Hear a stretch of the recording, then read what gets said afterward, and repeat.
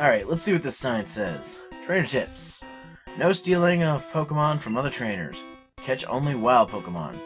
Yes, because that would be bad. Hey guys, welcome back to Let's Play Pokemon Yellow. And as you can see, Chewie is so happy. Okay.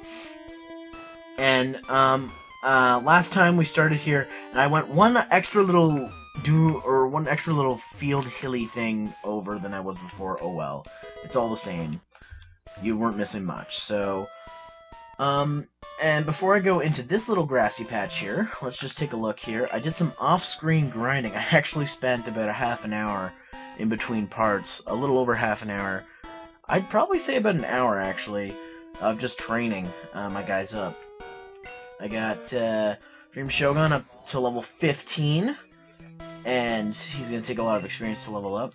And Canadian Jutsu up to level 15 as well, and now he knows Tackle, which will mean he will be useful in battle. However, there's another problem. And Sheldrake is level 16, and I will show you that problem here in a moment. So, let's play this guy. Hey, wait up! What's the hurry? I want to get to the first gym. That's the hurry. Alright, so also note that in this generation, the enemies weren't specifically named. That didn't happen until 2nd gen. Okay, so Dream Shogun doesn't have any attacks, so I'm not going to use him. So switch to Canadian Jutsu.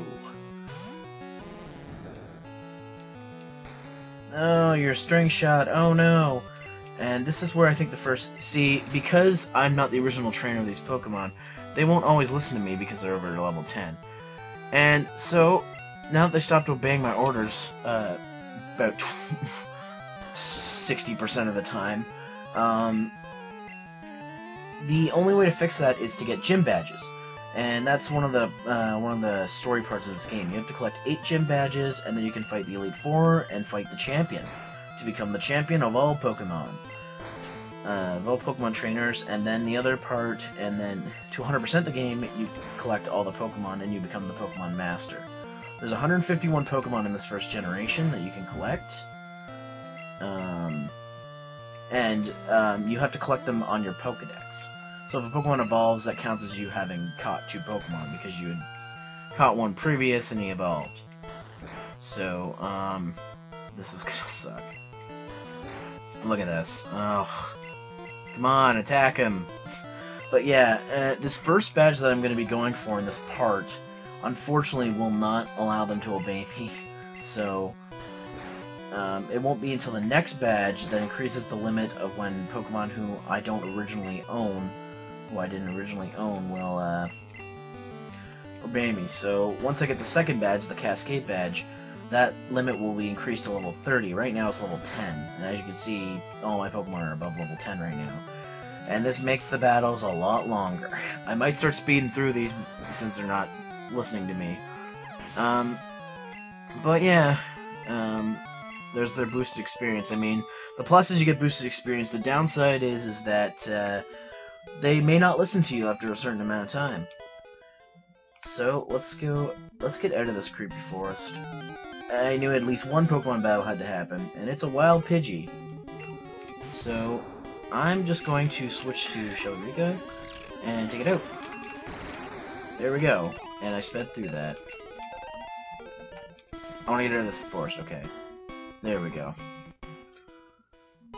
Alright, so now we are at Route something or other. There's a patch of grass there if you want to do some more training. And now we're in Pewter City. And the first thing I'm going to do is heal my Pokemon. So let's go to the Pokemon Center. You know the spiel, just heal your Pokemon up and bada bing bada boom. That took 4 minutes for that one battle, wow. And that explanation stuff. But anyways, the thing about Pewter City is, okay, you've got your standard mart, and there's the gym, the first gym, but we also have a museum. I don't usually go in here, but I might go in here just to show you guys. But right now, I'm concerned with completing the gym. So, let's go in. This is the Pewter City gym. And these guys over here, they'll usually give you hints on the gym. And then this says people who have beaten the gym. And as you can see, Rock, Paper, Mario has already completed this gym.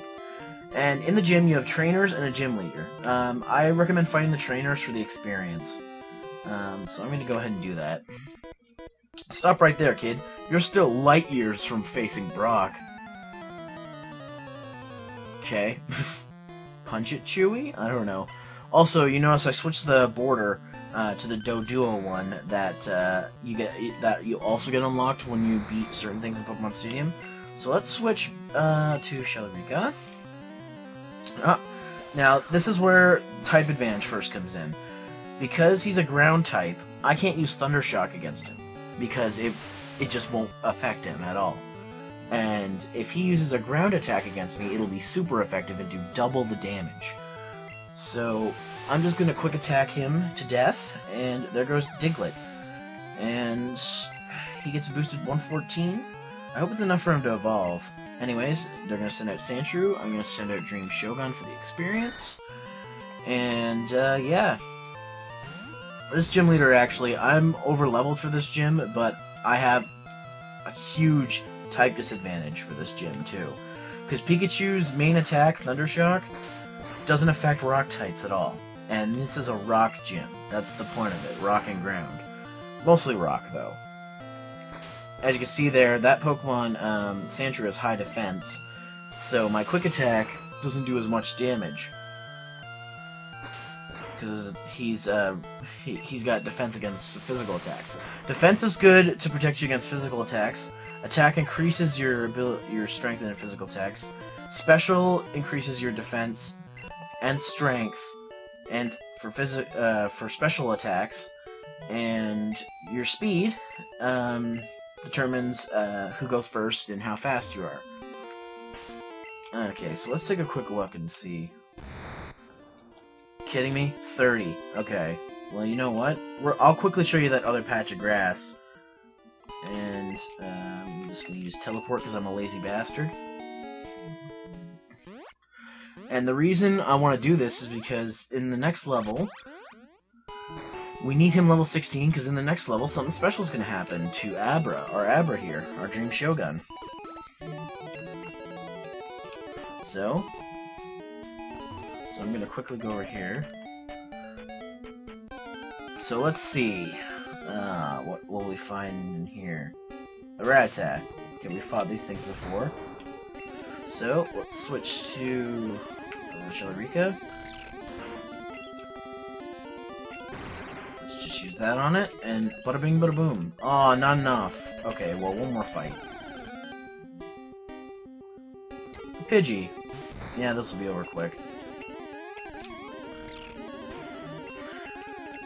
Now, what I'm about to show you here, if you notice, your Shogun's leveling up to level 16, and Shellarika gets experience points.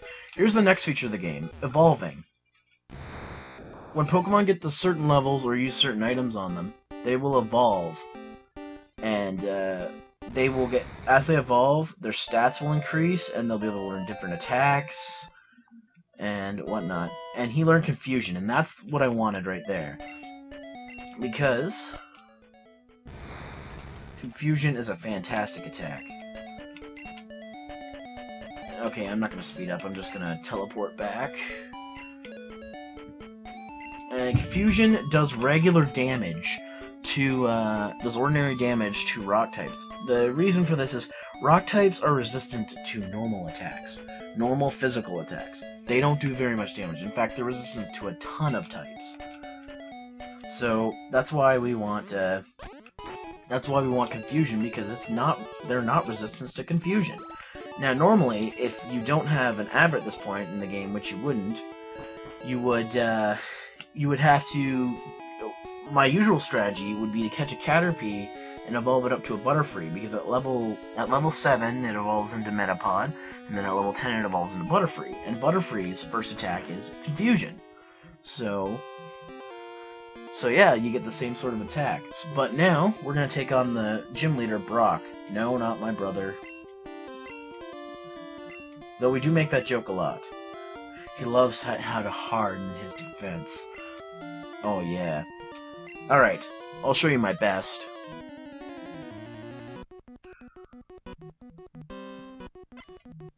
Now, in trainer battles, I never show this, but teleport does nothing, but in wild battles, you can run away from enemy Pokemon with it.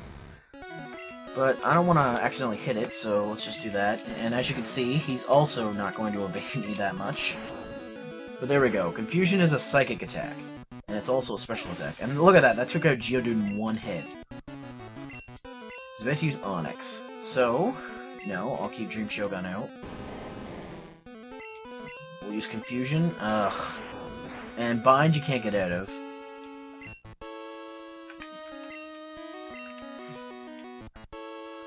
You know, I'm gonna whittle him down a little bit with Canadian Jutsu.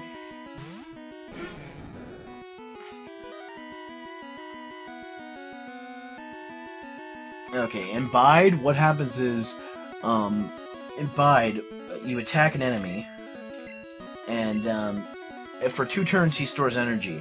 It does payback damage to you in double increments. So, if he uses Bide, your best bet is to either use an attack that's not going to do damage, or just be sure that you're going to do enough damage to beat him. See that? My physical attack did barely any damage to him.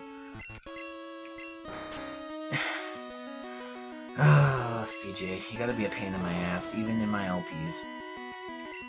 This is probably gonna take the rest of the part. See, I did a little bit of damage to him, so he only does about double what I did to him. See, I did a total of 1 HP damage. Look at that. I'm barely doing anything to him. But I might as well whittle them down a bit. Screech, your defense gets greatly fell. When it says greatly fell, you lose a ton of that stat. So now when he attacks me, it's probably gonna do a lot more damage.